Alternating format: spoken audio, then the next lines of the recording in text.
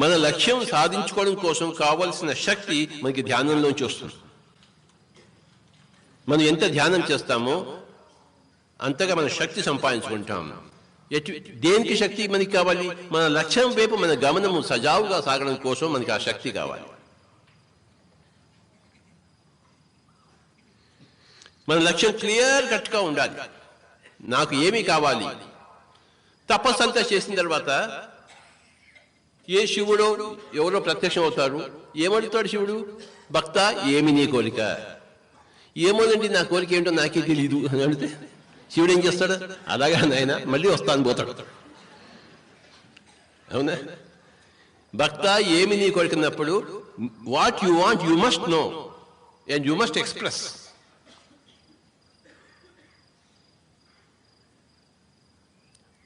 ఇరవై సంవత్సరాల నుంచి 30 సంవత్సరాల నుంచి నాకేం కావాలో నాకు స్పష్టంగా తెలుసు. నాకేం కావాలి? ప్రతి ఒక్కడు కూడా శాకాహారి కావాలి. అదే నా యొక్క గోలు.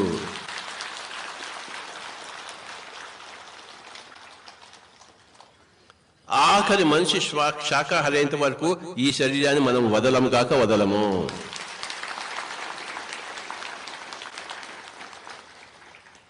ఈ భూమండలం అంతా కూడాను ప్రతి మానవుడు శాకాహారి అయినంత వరకు మనం ఎవరము ఈ శరీరాన్ని వదలము.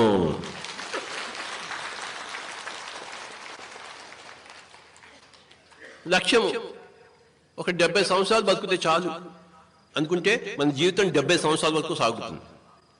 70 సంవత్సరాలు కాదు, నేను 100 సంవత్సరాలు బతకాలి అనుకుంటే జీవితం 100 సంవత్సరాలు సాగుతుంది. జీవితము ఎప్పుడు నీ లక్ష్యం వైపు సాగుతుంది.